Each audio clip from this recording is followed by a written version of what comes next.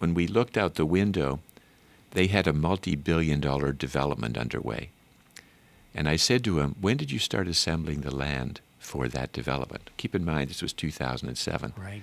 He said 1987. Wow. I said, when did you 20 start? years prior. That's right. When did you start arranging the financing and getting all the approvals? Early 2000. When did you break ground? 2006. When will the project be complete? 2010. When do you anticipate it will be cash flow positive? We're projecting the fall of 2012. That's a 25-year time frame. That's right. He said, I get your message, and we did the strategic planning. I'm going right to my guest because it's such a great treat. Norm Trainor, let me just tell you a little bit about him. He looks young. He is young. He's been in business for like 1,000 years. That's basically the way I would put it. He is the president and CEO of the Covenant Group. The Covenant Group educates and coaches entrepreneurs to provide them with the necessary business tools to enhance their performance. I happen to know a couple of good friends of mine. I'm going to give a shout out. Simeon Friedman and David Simkowitz are friends that I know have benefited from Norm Trainor, and there's nothing wrong with saying that because they're successful stars in our world, and Norm is a super successful star who has training that, again, he's not 1,000 years old, but he certainly has the wisdom of someone that's been around 1,000 years. He's written books, he's coached hundreds, if not thousands, of very successful entrepreneurs. So remember to, what can I tell you? This next hour, hold on to your seats. We're going to cover the 5 levels of performance in the business world, simple guidelines in business and life, and how to spot and recognize a high performer. With that intro, we give a very warm welcome, Mr. Norm Trainor. Thank you for joining me here on Mind Your Business. Thank you. It's an honor to be on the program. Well, where do I begin when I have a guest like you? You've built so many businesses. I'm going to jump, let's jump into the deep water, as they say. Okay. How does one go about scaling a business? It's a great question. Well, let me give you an example from a real case. And the gentleman I'm about to reference has shared this information publicly, so I'm not revealing any confidence. One of our clients is a company called Nicola Wealth, and they're based in Vancouver, British Columbia. And John Nicola started Nicola Wealth in 1994. And he'd been in a partnership with another successful financial advisor. They split up. And in John's first year, they generated $1.8 million in revenue. He had a team of 8. Over the next 8 years, from 1994 to 2002, they grew from $1.8 million to $3.6 million. Mm-hmm. And John realized at that point that he was playing a finite game. And the finite game is one where the business is dependent upon our time, our energy, our creativity, and our intelligence. And John wanted to play an infinite game. We all want to push as big a rock as we're capable of moving. Mm-hmm. And John wanted to push a very big rock. And to do that, he had to leverage the time, the energy, the creativity, and the intelligence of others. When you play the infinite game, you leverage people, mm-hmm. capital, and technology to scale. And John decided that at that point in time, he owned 100% of the business, and he was going to involve others. And to get them fully invested, he was willing to give up equity. And the first merger that he did was with a younger financial advisor, 20 years younger than him, called David Sung. And David had a successful business, and he rolled it into Nicola. And from 2003 to 2008, they grew from $3.6 million to $8.9 million of revenue. Mm. And that's really when I started working with them. I met John in 2008, and we started working together. From 2008 to 2018, they grew from $8.9 million of revenue, $870 million of assets under management, to $103 million in revenue, and just over $6 billion in assets. And John has grown from a company of 8 in 1994 to 200 today. And he's done it principally by recognizing that to scale a business, you have to play an infinite game, that you have to harness the talents of people. You have to invest the appropriate capital, and you have to utilize technology. And we'll expand on that over the next few minutes. Now, but before I do, I just owe this to you. How can people get in touch and find out more about the Covenant Group? Well, the Covenant Group, we're located in Toronto, although the majority of our work is in the U.S. You can access us by going to www.covenantgroup.com. We also have a website called mybusinessbuilderacademy.com, where there are videos, free downloads. You can get access to one of my books in digital format. People can learn a lot through those sources. How would you define the difference between an entrepreneur and an employee? It's a great question. Entrepreneurs get paid for results. Employees get paid for effectiveness in a row. And entrepreneurs assume the risk. If you and I were to start a widget-making company, we would assume the risk for producing the widgets and selling them. We would ideally hire employees who would be responsible for certain aspects of the work, what's required to get done, the production, the sales, the distribution. Fundamentally, the difference is the assumption of risk. Entrepreneurs assume the risk for the success and also potentially the failure of the business. Right. Employees for contributing their best efforts. So when you get rewarded, employees get paid for the results. Entrepreneurs get paid for results. Employees for effectiveness in a row. But let me give you another example, just in terms of how this plays into the questions that you were asking about building a successful business. In 2007, I received a call from a former client who had worked with a company that we had worked with for some time. And he left to become the chief operating officer of a very large real estate development company, a family-owned business, one of the largest in North America. And he called me up and he said, "Norm, I would like you to do a strategic planning session for our company." And I said, "Be glad to. Tell me about the history of the company. What have you done in the past with regard to strategic planning?" And he said, "We've never done it before because the CEO doesn't believe in it." And the CEO was 67. He was a co-founder of the business.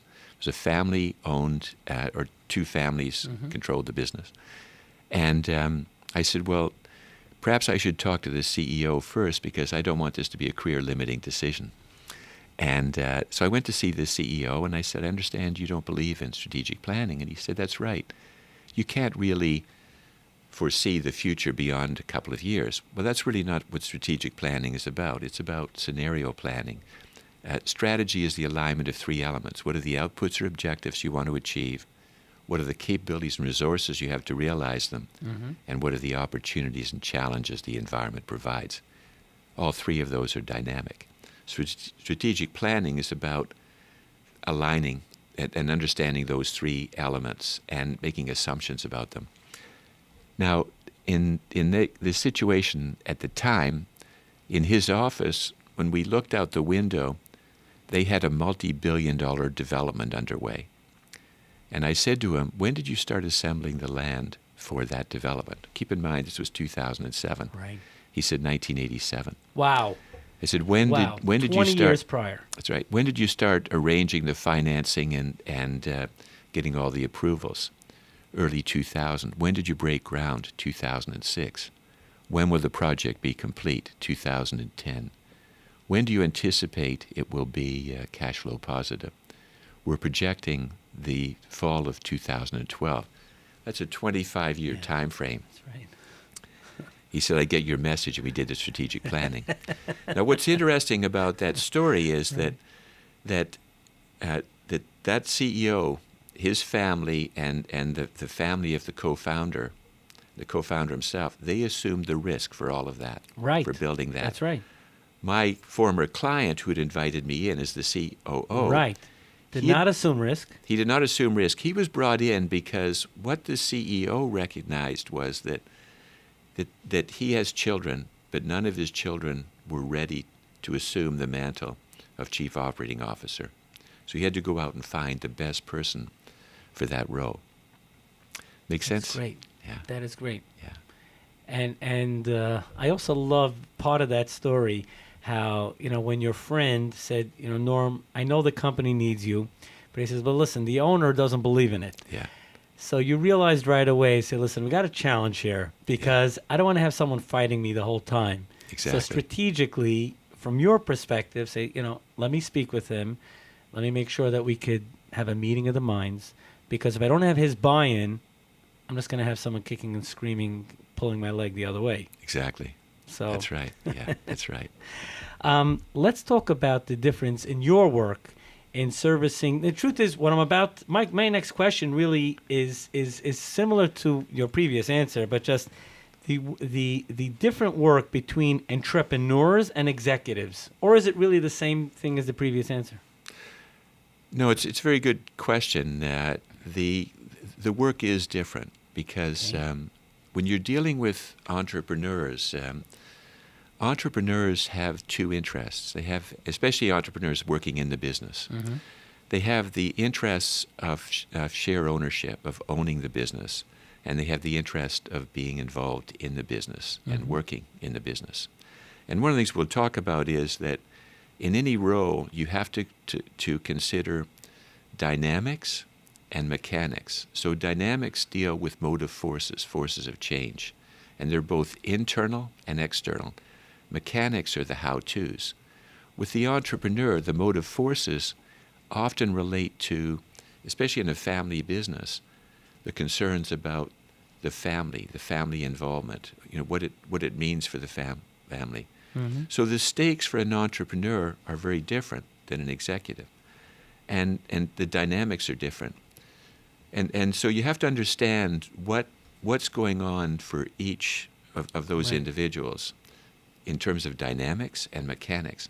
The other piece is that I mentioned that employees get paid for effectiveness in a role. And if we go back to that example that I just gave of the 67-year-old CEO who had founded this business, brings in a 44-year-old COO, that COO was really charged with moving the business from implicit and informally run to explicit and formal. And that's often what executives do. They manage. So there's a leadership issue and there's a management issue. Entrepreneurs, you have to be both, but the dynamic is different. It's such great advice you're saying, because we have many, many entrepreneurs and small business owners in the audience. And many times, perhaps always, it takes an additional separate outside person who can become an executive, who could then truly scale the company. It's not an affront to say this to the original founder, but the original founder can take it to X, but an executive can take that to Y and take it beyond. Yeah, exactly. Which is fascinating, because you would think, okay, the original person, it's almost like a car. They go to first gear and second gear and third gear. It's like almost there are different gears, and different people are needed in order to. It doesn't mean the first person couldn't take it. Just if the first person is smart, he understands he needs person number 2, 3, 4, 5, 6, 7, again, whichever their positions are, in order to take the company forward. Yeah. That's so right. Fascinating. Let me just share a story on that. Sure. I have started 4 different businesses, all in the same field of working with people to help them achieve whatever's important to them and to optimize their performance. And the first business I started, we grew very rapidly. And I had about 35 people working with me, and I was run ragged.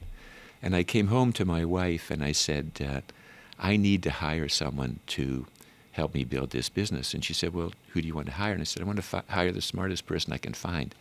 And she said, well, who's the smartest person you know? And it was a good friend of mine. We'd gone to university together. His name is Nick. And I said, Nick's the smartest person I know. And to put that in perspective, we both went to the University of Toronto. He was in engineering science. I was in psychology. Engineering science was probably the most difficult course at the University of Toronto, and he finished 4th in his graduating class. Then he went to the University of Toronto Law School, top law school in the country, and he graduated second. And he was working for a prestigious law firm in downtown Toronto. He was also my lawyer. And so she said, hire Nick. And I said, he's a lawyer. And she said, you said you wanted to hire the smartest person. So I called Nick up, said, let's have lunch. Took him out to lunch and said, I'd like you to come and work with me. And he said, I'd love to work with you. Now here I made a strategic error. I didn't ask him how much he was earning. I asked him how much he wanted to make. And he told me twice what he was earning. So I wanted him, so I guaranteed him twice what he was earning, and he earned more than that. But what was interesting, Nick was complementary to me. So my strengths were being a visionary, promoting the business. It was being out there. Nick's strengths were as an administrator, integrator. And it became a great combination. And when I left that business, Nick became the president. So when you hire the right people, diversity breeds strength. And each of us has our core strengths and our limitations. And you want to build a diverse team, people that are symbiotic, they're complementary to you. And to the degree that you do that, then you're playing a much bigger game. You have a parable or a story, the raven and the fox. I love when you say it. Please, just take it away. The head of our program in product development, Dr. Keita Deming, got his PhD in psychology from the University of Toronto. He did his undergraduate work at the University of British Columbia, and the UBC campus is built on sacred ground. And on the campus is a building that is in honor of the indigenous people of the region. And when you walk into that building, the first thing you see is a totem pole. And on the totem pole, there are 4 carvings. There's a raven at the top, a fox below, a raven below, and a fox below. And in that culture, the raven symbolizes wisdom and knowledge. The fox, exploration and curiosity. The raven flies high above the ground, the fox on the ground. And in that culture, what they teach is the importance of shape shifting. You have to shift from the raven to the fox and back. And in our framework, the raven represents strategy and the fox tactics. The raven planning and the fox execution. And successful entrepreneurs and executives have to shape shift. They have to move between the strategic and the tactical. Winston Churchill said, plans are useless and planning is invaluable.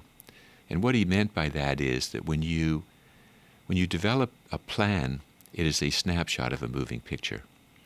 And what we're dealing with is a dynamic that's ongoing. So it's not about having a plan, it's about having a planning process. Something that you're doing daily, weekly, monthly, quarterly, annually. And since we live in a dynamic universe, you're continually evolving and changing. So someone once said that strategy is a temporary holding pattern. So we have to be continually updating our strategy. We have to shift from the raven to the fox, the raven to the fox. And that's why they repeated it. Exactly. Now let's talk about, we teased the listeners at the beginning of the show, the 5 levels of performance that determine how successful a business will be. What are they? It's a great question. In building a business, there are 5 different levels we have to address, the first of which is procedural. Successful businesses are built upon replicable processes. Isidore Sharp, the legendary founder of the Four Seasons, when asked, how is it Four Seasons can charge twice the room rate of other hotels, said, it is because we do common things uncommonly well. At the procedural level, when you do common things uncommonly well, you differentiate yourself. So the first level that businesses have to master is procedural excellence. It's getting your processes down. A process is a pattern or methodology that is distinguishable, repeatable, and transferable. So you want to look at what are your processes and how do you master them. The second level of performance is a focus on quality and continuous improvement. Everybody's ratcheting everyone else up the value continuum. And if you're not getting better, you are potentially roadkill. Successful businesses are continually improving. The focus is on quality and continuous improvement. The third level is systems and processes. Systems are defined as a detailed set of methods, procedures, or routines created to carry out a task, perform a duty, or complete an action. Systems are bundlings of processes. And successful businesses build systems and processes that make the outcome of what they offer predictable. Those first three levels, procedural, focus on quality and continuous improvement, systems and processes, deal with your service model. We live in a service economy. That's right. And the better you deliver that service, the more value you create. The fourth level now addresses innovation. And innovation we define as the application of novelty that works. Innovation in your products, your services, your markets, your ideas. How do you innovate? How do you take what is routine and do it differently? How do you create a different approach? And then the fifth level is your business model. A model is a theory in use. It's a way of looking at the world. And your business model addresses the viability of your business, your return on equity, and how you create shareholder value. Now, you have to align all five. Now, what's interesting is that at each level, we encounter a hierarchy of complexity. So each level has a ceiling. If we don't get the procedural right, it's as if we hit a ceiling of complexity. It's very hard to move to the next. So you have to work from the bottom up, and you have to start from the top down. It starts with your business model. I mentioned John Nicola, who started his business in 1994 and has grown it from 1.8 million to 103 million in revenue, and from 80 million in assets to over 6 billion. And what John had started with and evolved over time was a business model, and then worked relentlessly to integrate those five levels. So I'm going to ask the million-dollar question that I'm sure you've been asked, thousands of times. What happens? Someone is focused on that plan and understands it, but then life, buds in, as they say. Yes. And they run off the rails. Yeah.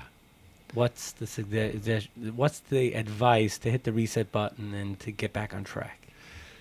Well, it's a very good question. I think the first thing you have to do before you hit the reset button is you have to identify at what level are you encountering the issues or the problems. And what's surprising is that often in most businesses, the levels are 1 through 3. I'll give you a simple example. We talked about, there are many business owners in the audience, and we live in a service economy. In the community in which I live, in the main street is called Queen Street, and in 2/3 of a mile there are 15 cafes. There are 2 Starbucks, 1 Tim Hortons, and 12 owner-managed businesses. None of the owner-managed businesses have survived beyond 15 years. The 2 Starbucks and 1 Tim Hortons earn 10 times what the owner-managed businesses do, and that's a travesty. Interestingly enough, they hire from the same talent pool. One of our close friends, they have this was a number of years ago, but when their daughter was a teenager and going through school, she worked at one of the Starbucks stores. She worked Saturday and Sunday mornings. Very ambitious young woman. She worked she was in at 6 o'clock in the morning, actually at 5:30 in the morning, Saturday and Sunday. She worked from 5:30 till 2. And for the first hour, they did training. They were open, but they were training the staff. Now, I'm an early riser. I walk along Queen Street, and I like to have a coffee. Usually none of the owner-managed businesses were open on Saturday morning because the owner was sleeping in. They'd been working all week, and they hired a teenager or a young person to open the store. That person may or may not be held accountable. They didn't necessarily show up at 5 or 6. They might show up at 7:30 or 7. So if I'm going for a walk, the last thing I want to do is walk in and wait. You have to understand what are the dynamics of your audience or your consumer. What Starbucks understands is that today in our world, people are time compressed. Right. They want to move quickly. So procedurally, they've done everything to make sure they move people through the line. Right. So usually the problems in business are at a particular level. So you start from the bottom up. Are you doing things effectively procedurally?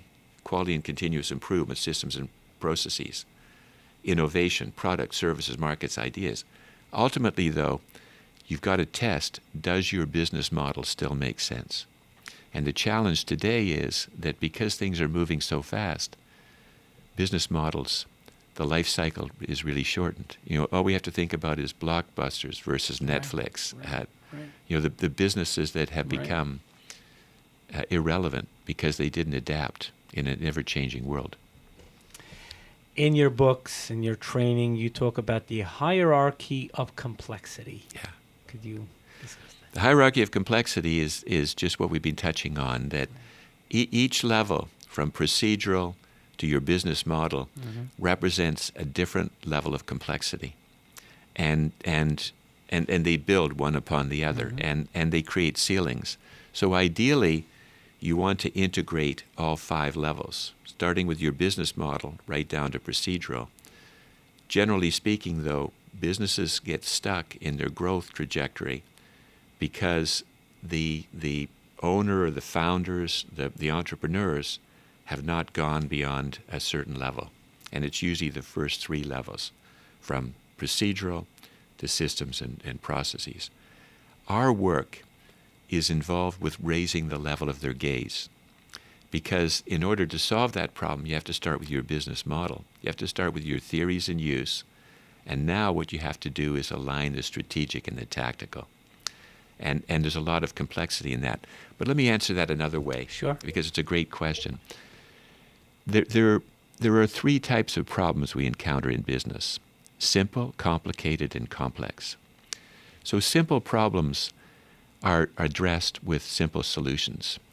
It's like baking a cake. It's procedural. So if you bake a cake, if you follow the recipe, you can pretty much succeed. Yeah. In business, there are certain tasks or certain challenges that if you follow the recipe or the procedure, you'll do well. Complicated becomes a little bit more involved. So when I was growing up, a birthday party, the main event was the cake. Right. My mother would bake the cake. When our children were growing up, we organized events. We took them to things. We had to magic shows. We had to orchestrate parents, the kids. It was much more complicated. So simple, you address simple problems with simple solutions. You address complicated problems with complicated solutions. We live in a complex world. And when you try to address complexity with complexity, invariably you fail. You have to get to the other side of complexity. You have to take what's complex and make it simple without removing the complexity. So the antidote to complexity, first and foremost, is inquiry. You have to ask questions. You have to think about what's the real root of the problem. And then what you identify is simple guidelines. So one example of that is in the Second World War, the U.S. military, the military realized that for every 1,000 soldiers injured on the battlefield, 50 were dying, and that mortality rate was too high, and they needed to find a way to address it. Now they had limited resources, so that's when they introduced the concept of triage, and they trained personnel to identify the people that were most likely to survive. 3 simple rules in triage.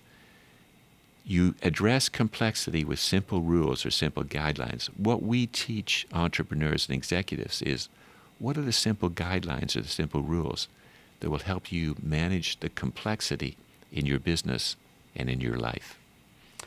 It's great. When I have the pleasure of talking with Norm, complex issues become like so simple.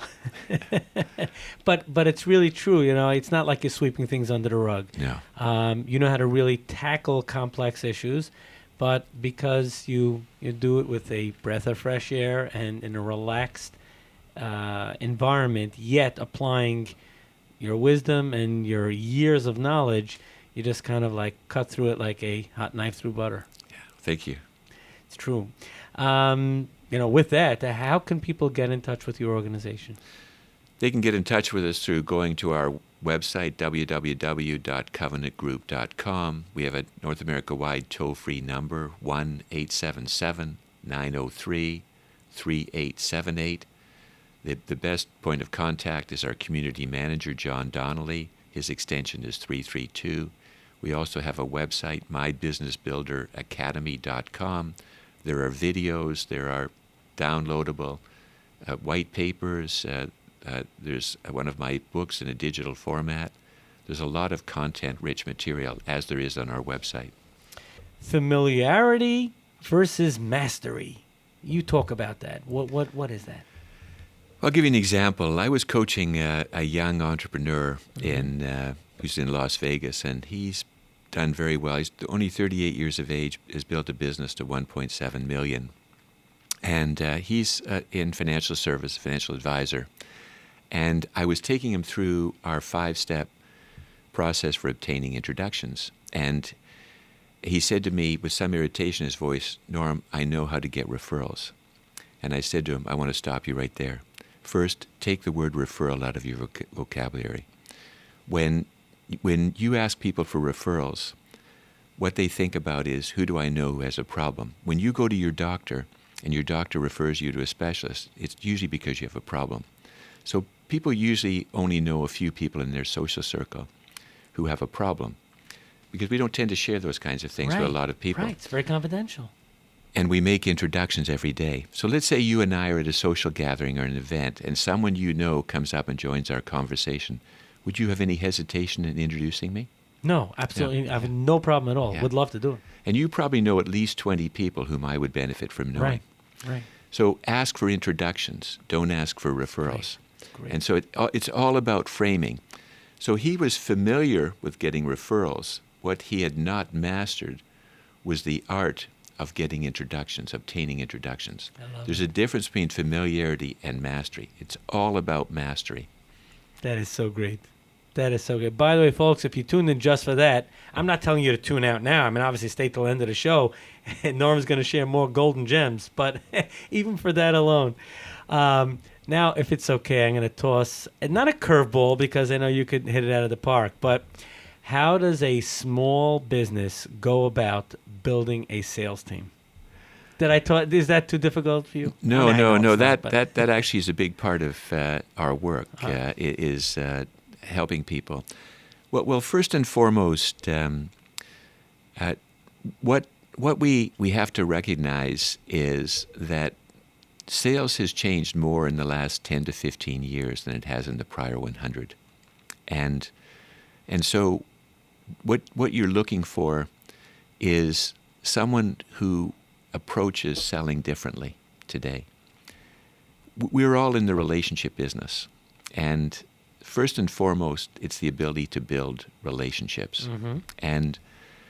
And for small businesses where we are opportunity rich and resource poor, Mm-hmm. ideally what you want is to align marketing, sales, and service.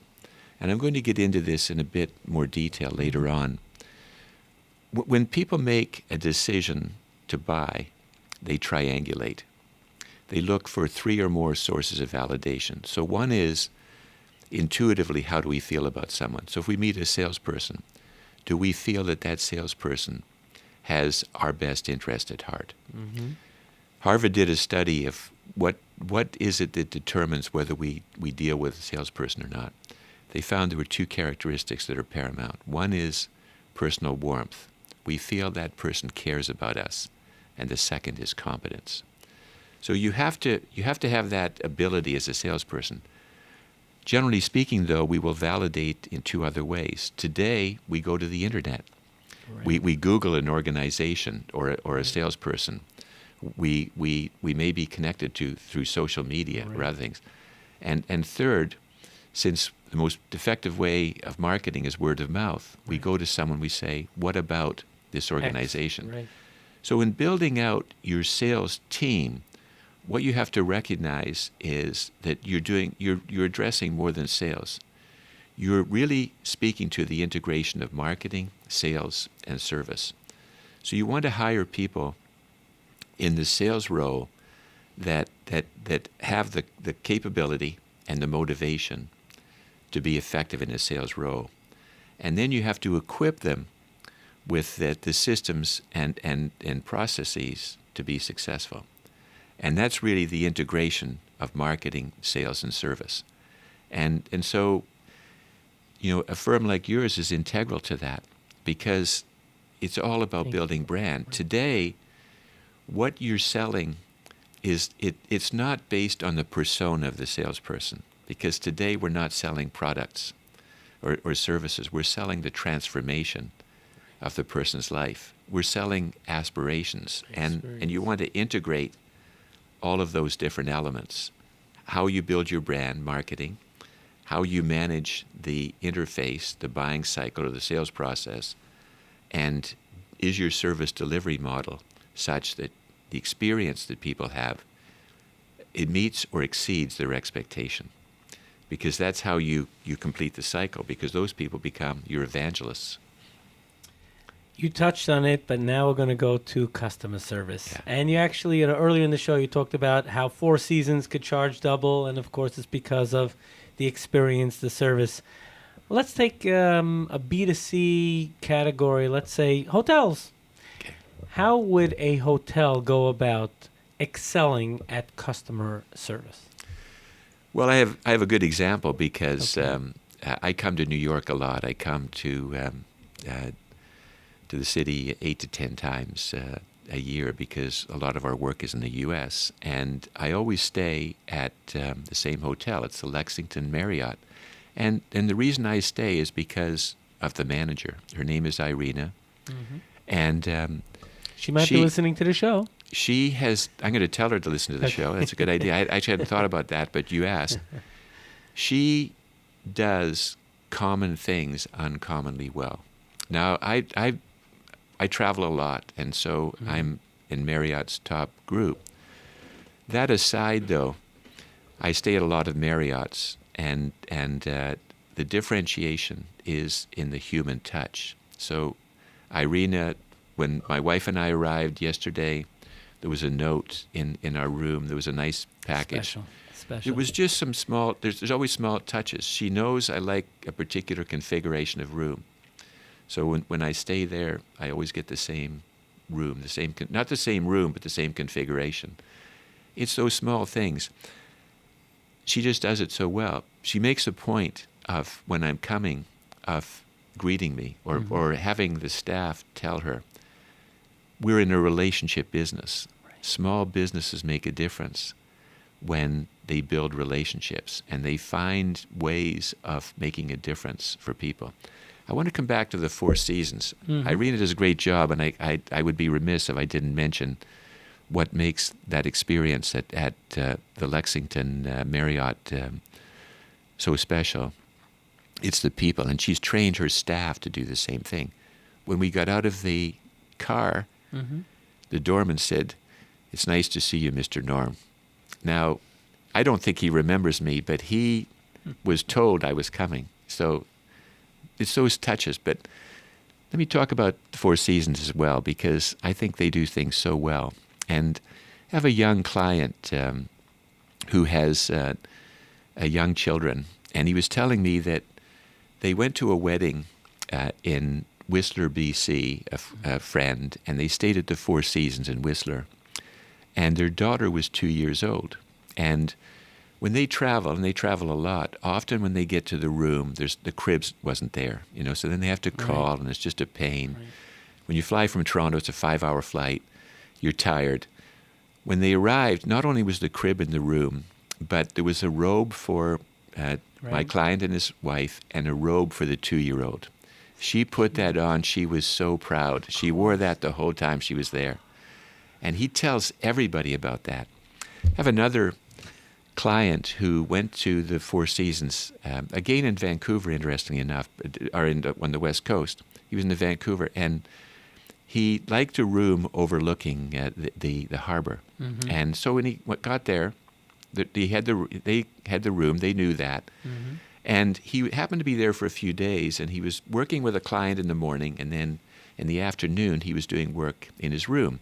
And so he actually physically moved the desk and the chair over so he could look out the window. So he did that the first day. The second day, he came back. What was interesting was the table was always there. Okay. The next time he came to that hotel, when he checked in, when he went to his room, he had a room overlooking the harbor, and the desk and the chair were overlooking. That's unreal. That common things uncommonly well. It's understanding what is important to people. We live in an aspirational economy.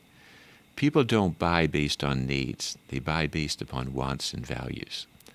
And when you understand what people's aspirations are, and you do those little touches, those common things uncommonly well, people remember that. And not only that, they tell everybody they know. Norm, the time flies. When I have great guests, the time just like zips by. Like, oh man, we have only 2.5 minutes left. Oh, I still have to get this one in, and I had it in one of the teaser questions at the beginning of the show, and so many small business owners are waiting for this one. How does one spot a high performer? Because they want them. We need them on our team. How do you spot them? Great question. So there's 4 dimensions of effectiveness in a row. The first is cognitive capability. Cognitive relates to judgment, reasoning, problem solving, and capability is our upward potential. And so you test someone's cognitive capability by assessing their judgment, their reasoning, their problem solving. And you do that through the questions you ask, through asking other people about the way they exercise judgment. The second is knowledge and expertise, and we gain knowledge and expertise in a role over time. The third is personal and relationship skills. Personal relates to our self-awareness, self-insight, self-management, and relational to our interpersonal effectiveness. And the fourth is motivation. We are all motivated to do what makes us happy. So when you select people, you look for cognitive capability and motivation because those are innate. All 4 are important, and you have to address all 4. You can teach people the knowledge, and over time they will gain the expertise. You can develop their personal and interpersonal skills over time. It's very hard to teach people how to exercise good judgment or reasoning or problem solving if they don't know how to do that. And it's very difficult to get people to do what they're not motivated to do. So that's a key aspect. Now, the other thing that's important to understand, and this relates to, I think, a final question we want to address, what is the one common denominator of high performers? That's right. The single most, let me say this another way. We work with high performers, and we use a best practices model, and people always ask us, what differentiates high performers? And when you ask a high performer what makes them successful, they will readily tell you. When you observe what makes them successful, it's usually not what they tell you. High performers tend to focus on their expertise, their knowledge, their personal charisma, or ambition. The motivation. All those are important. They're not what differentiates them. The single most important differentiator between high performers and average performers is the time frame or the time span within which they think and plan. In other words, high performers plan their work and work their plan very differently. And it relates to the longest task in which they're involved and the way in which they manage short, complex tasks. The longest task in which an entrepreneur is involved is building a successful and sustainable business.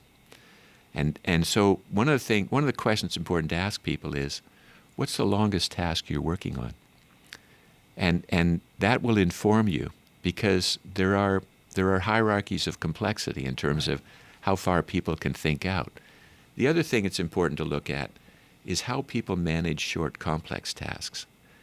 In sales, for example, if we come back to sales, most people think that salespeople, what differentiates them is what they do face-to-face. Right. That's not what differentiates them. It's what they do before, it's what they do during, and what they do after. So, for example, a successful salesperson, how they differentiate themselves when they first meet someone is what they know about them, preparation, the questions they ask, the stories they tell, and what they create together. It's how well prepared they are. So they have a different timeline in how they do things. David Simkowitz is a good example. Yeah. David works with a different timeline. We have time. I can give you one quick example of what David does. I guess we have only around 30 seconds left. Okay. He manages each step in the process, Right. and recognizes that it's like a chess game. You're working 5 to 7 moves ahead. That's what high performers do. Norm, we are out of time. Oh, man, did this go fast. Folks, Norm Trainor, again, how could people find out more information about Our your firm? website is www.covenantgroup.com. Our toll-free number, North America-wide, is 1-877-903-3878. And John Donnelly, extension 332, is our community manager. We also have a website, mybusinessbuilderacademy.com, where there's lots of additional information on building your business.